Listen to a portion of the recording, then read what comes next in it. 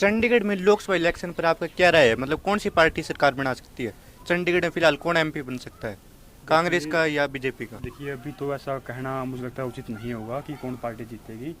लेकिन अगर हम मैंने पर्सनली जिन लोगों से मिलता हूँ, लाइब्रेरी में जाते हैं, पार्क में जाते हैं, कहीं भी मिलते हैं, तो मुझे लगता है यहाँ से कांग्रेस पार्टी लीड में है अभी तक। मतलब कि महेश तिवारी जी। हाँ जी, हाँ जी, अभी जैसे कम से कम 20 दिन है इलेक्शन में, 1 तारीख को यहाँ इलेक्शन है। लेकिन मेरे ख्याल से अभी तक तो लीड में कांग्रेस है। आगे 20 दिन में क्या माहौल रहता है, क्या माहौल पलटता है, वो देखा जाएगा।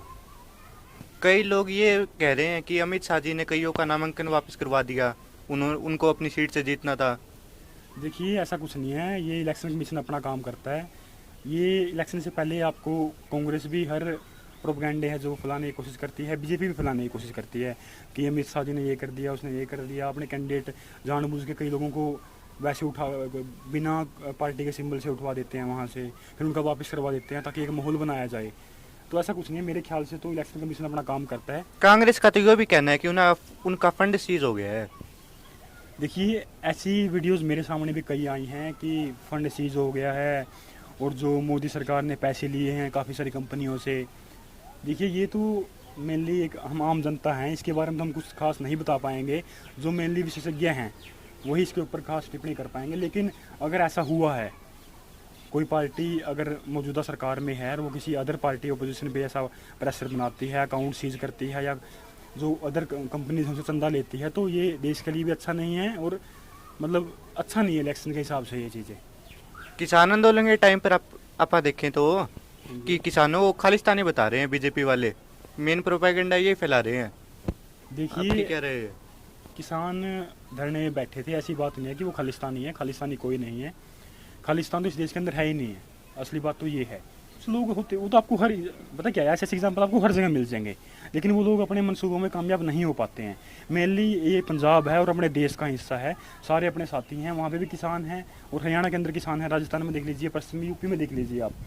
तो ये सभी किसान हैं, कोई खालिस्तानी नहीं है। उनकी अपनी डिमांड थी, जो बाद में जो 3 कानून आए थे वो वापस ले लिए गए। 750 किसान हैं जो उनकी शहादत हुई थी वहाँ पे। तो मेरे ख्याल से कोई खालिस्तानी नहीं है वहाँ पे, मेरे ख्याल से क्या वो खालिस्तानी है ही नहीं है वहाँ पे। उनकी अपनी मांग थी, टीचर्स बैठते हैं, उनकी अपनी डिमांड, हर किसी की अपनी डिमांड है। कोई भी सरकार है किसी भी प्रोटेस्ट को विफल करने की कोशिश करती है, ऐसे ऐसे बयानबाजी देके कि वो खालिस्तानी हैं, वो बाहर से आए हैं, उन्हें बाहर से सपोर्ट मिल रहा है, उन्हें बाहर से फंडिंग मिल रही है। किसी भी प्रोटेस्ट को कमज़ोर करने की ये सारे प्रोपगेंडे होते हैं किसी भी पार्टी के, मौजूदा पार्टी के। मैं बीजेपी की बात नहीं कर रहा, चाहे कांग्रेस होती तो उनका अपनी स्टेट में ऐसे जो आवाज़ें हैं वो उठाई जाती हैं कि ये बाहर से आए हैं, ये अच्छे नहीं हैं, इनकी जो डिमांड है वो गलत है। ऐसा कुछ नहीं है, हर किसी को अपना अधिकार है डिमांड रखने का। तो मेरा पहला क्वेश्चन ये रहेगा कि अंकुश, अब की बार कौन सी पार्टी का माहौल दिख रहा है? देखिए अभी कुछ क्लियर नहीं कह सकते किस पार्टी का माहौल है, लेकिन जहाँ तक मेरे को लगता है, देखिए बीजेपी की 400 पार का जो नारा है, वो 400 पार तो जो पूरा नहीं हो पाएगा, लेकिन जोड़ तोड़ कर बीजेपी सरकार बना सकती है, मेरा ये आइडिया है। फिर भी आपके हिसाब से बीजेपी की कितनी सीटें आ सकती है? मेरे हिसाब से बीजेपी का जो सीट रहेंगी वो 350 के आसपास रहेंगी, 350 के आसपास। और कांग्रेस की? आइडिया वैसे कुछ ऊपर नीचे हो सकती है, ऐसी बात नहीं है। कांग्रेस की सीटें पहले से, कांग्रेस का जो ग्राफ है वो बढ़ेगा देश के अंदर, क्योंकि राहुल गांधी जी ने अपनी इमेज में काफ़ी सुधार किया है। लास्ट के 2 ईयर से कम वो यात्राएं निकाल रहे हैं। उसके बाद बहुत बदलाव आया उनकी इमेज में भी, उनका जो पूरा कैरेक्टर है उसके अंदर काफ़ी बदलाव देखने को मिला है। इससे पूरे इंडिया के अंदर इफेक्ट पड़ा है, साउथ के अंदर देख लो चाहे नॉर्थ के अंदर, तो सीटें इंक्रीज होंगी अब की बार। तो अंकुश, आप कह रहे हो कि बीजेपी की इतनी सीटें आएंगी, हाँ जी। आपकी पसंदीदा पार्टी कौन सी है? देखिए ये तो मैं उजागर नहीं कर सकता कि मेरी पार्टी कौन सी है, हर किसी को अपना राइट है वोट डालने का, और इस चीज़ को मैं कैमरे के सामने नहीं बोल पाऊँगा। लेकिन मैं दोनों नेताओं को पसंद करता हूँ, राहुल जी को भी, मोदी जी को भी। राहुल जी एक एजुकेटेड पर्सन है, बाहर से पढ़े हुए हैं, और मोदी जी एक एक्सपीरियंस्ड पीएम है। तो दोनों मेरे ख्याल से दोनों अपनी जगह ठीक है। वैसे आप हरियाणा से हो, जी। हरियाणा में 10 सीट है, हाँ तो जी। 10 में से बीजेपी कितनी आती लग रही है? देखिए पिछली बार बीजेपी की 10 सीटें आई थी, लेकिन अब की बार किसान आंदोलन वहाँ पे चला, कम से कम 750 लोगों की शहादत हुई उसके अंदर। उसके बाद एक बहुत बड़ा चेंज आया है हरियाणा के अंदर। अब की बार जो माहौल लग रहा है 50-50 है। अब की बार जो सीटों का जो बंटवारा हुआ है कांग्रेस के अंदर, वो सीटें देरी से आई हैं, लेकिन काफ़ी अच्छे कैंडिडेट उतारे हैं कांग्रेस ने। तो मुझे लगता है कांटे का मुकाबला है, कम से कम 5-5 या 6-4 ये जो सीटें हैं, ये मुकाबला जो रहने वाला है। लेकिन पिछली बार की तरह 10 के 10 बीजेपी नहीं लेके जाएगी। अब की बार 5-5 या 6-4 है, जो वो पूरा आंकड़ा रेशो है रहने वाला है। हरियाणा में विधानसभा इलेक्शन भी आने वाले हैं, तो विधानसभा इलेक्शन में आपको क्या लगता है कौन सी पार्टी जीत बनाएगी? देखिए, अगर मोस्टली डिपेंड करेगा लोकसभा इलेक्शन के ऊपर, विधानसभा इलेक्शन का क्या लोगों के अंदर क्या माइंड सेट है। कई बार क्या होता है, मीडिया के अंदर कुछ दिखता है और नीचे धरातल पे कुछ और होता है। लेकिन अगर कांग्रेस के ही पक्ष में आता है, अगर 5-5 सीट भी रहती है लोकसभा की, तो हो सकता है कि इन फ्यूचर अगर कांग्रेस के अंदर गुटबाजी नहीं रही, ये गुटबाजी है ये कंट्रोल में रही कांग्रेस की, तो हो सकता है इन फ्यूचर कांग्रेस की जो सरकार है वो हरियाणा के अंदर आपको देखने को मिले। और लास्ट के 5 सालों से कोई भर्तियां भी कुछ खासकर काम नहीं हुआ है, मान सकता हूं। फेर भर्तियां होती हैं बीजेपी सरकार में, ये बात रियलिटी है। पहले कांग्रेस सरकार से अगर हम कंपेयर करें तो बीजेपी सरकार में अच्छी भर्तियां हुई हैं, लेकिन लास्ट के 4 साल से सारी भर्तियां कोर्ट केस के अंदर अटकी पड़ी हैं। बच्चे हैं जो वो जॉब है जो हासिल नहीं कर पाए हैं और तंग हैं इस चीज़ से। तो इस चीज़ के ऊपर अगर हम फोकस करें तो वोट बैंक के ऊपर इफेक्ट पड़ेगा, जो यंग बच्चे हैं उसको लेकर।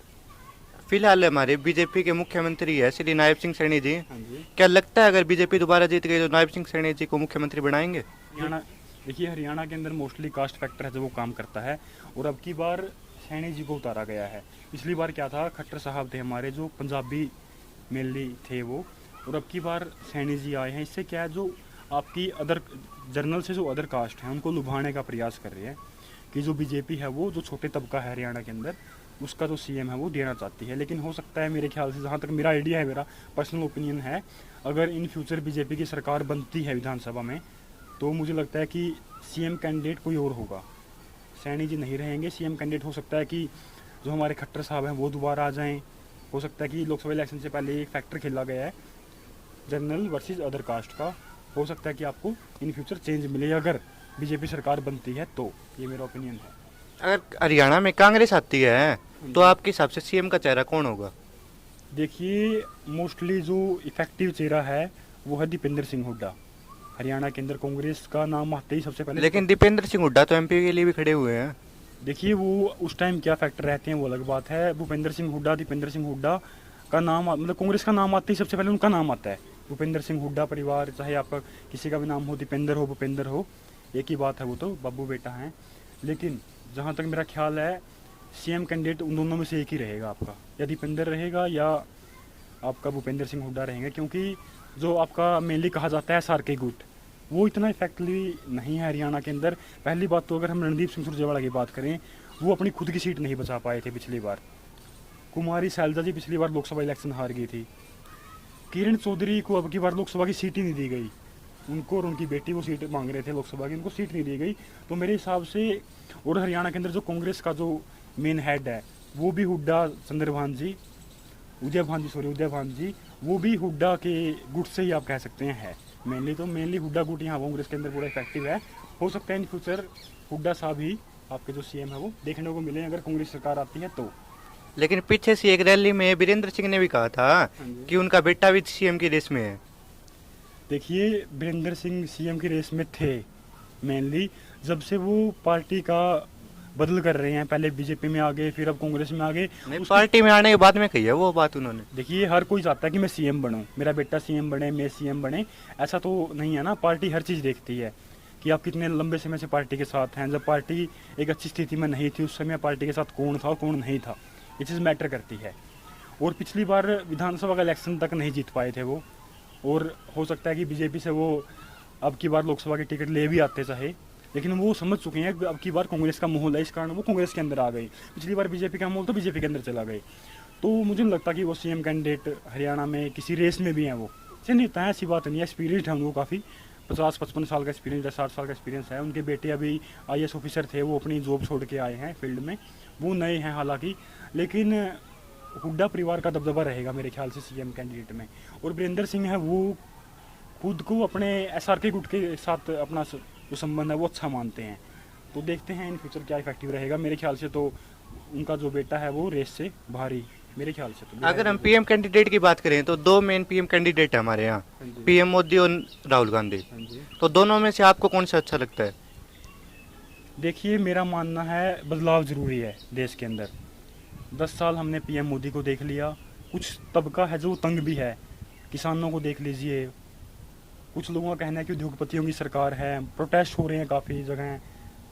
मेरा मानना है बदलाव ज़रूरी है, ऐसी बात नहीं मोदी जी अच्छे नहीं है, मोदी जी ने काफ़ी इमेज सुधारी है अपनी वर्ल्ड लेवल पे इंडिया की, ऐसी बात नहीं है, मतलब काम किया उन्होंने भी, लेकिन देश के अंदर बदलाव ज़रूरी है ताकि लोगों के मन में ये बात ना बैठ जाए कि यहाँ तो डिक्टेटरशिप आ गई है, तानाशाही आ गई है, एक ही सरकार बन रही है। चेंज ज़रूरी है। इस मामले में मैं राजस्थान के लोगों को काफ़ी अच्छा मानता हूँ, वो हर 5 साल बाद अपनी सरकार चेंज कर देते हैं।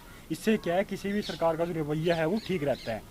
तो राहुल जी भी अच्छे हैं, मोदी जी भी अच्छे हैं, राहुल जी भी बाहर से पढ़े हुए हैं, उन्हें भी अच्छा ज्ञान है और अब तक काफ़ी एक्सपीरियंस भी ले चुके हैं, पूरे देश के अंदर वो घूमे हैं, अपनी यात्राएं निकाली हैं। तो मेरे ख्याल से अगर अभी मेरे से आप चॉइस पूछोगे तो मैं राहुल जी की तरफ जाऊँगा, क्योंकि चेंज ज़रूरी है इसलिए। कई लोगों का कहना है कि बीजेपी आने के बाद तानाशाही बढ़ गई है, तो उस पर आपका क्या जवाब है? देखिए, अगर किसी का काम नहीं बनता तो उसके लिए तानाशाही है, किसी का बन जाता है वो तब का खुश भी है। किसान धरने में बैठे थे, 750 किसानों की जो शहादत है वो हुई थी। उस चीज़ को देखें तो जैसे वो बिल बाद में वापस लेने पड़े थे मोदी जी को, कई फील्ड में मुझे लगता भी है कि तानाशाही है। जैसे चंडीगढ़ वाला आपका जो पूरा सिस्टम था उसको देख लीजिए आप, चंडीगढ़ के अंदर एमसी के इलेक्शन थे, वहाँ पर सरेआम इलेक्शन ऑफिसर के द्वारा तानाशाही की गई और जो बीजेपी का जो कैंडिडेट था उसको जिता दिया गया। बाद में सुप्रीम कोर्ट के अंदर मामला गया और वहाँ से फिर चेंज आया और आम आदमी पार्टी का जो कैंडिडेट था वो वहाँ से विन होके आया, क्योंकि इलेक्शन जो ऑफिसर था वो एक पार्टी की तरफ झुका हुआ था। तो इस चीज़ को देखें तो मान सकते हैं कि तानाशाही का वो एक एग्जाम्पल भी था।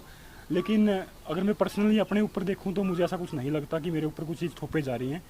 हर किसी का अपना रवैया है, कहीं जगह तानाशाही दिखती भी है, कई जगह नहीं दिखती। कोई सरकार है तो ऐसी बात नहीं है, वो अपना जो पूरा स्ट्रक्चर है उसका फ़ायदा उठाने की कोशिश करती है, कोई भी है, चाहे कोई सरकार है, इलेक्शन के अंदर उसका जो फ़ायदा है वो उठाएगी।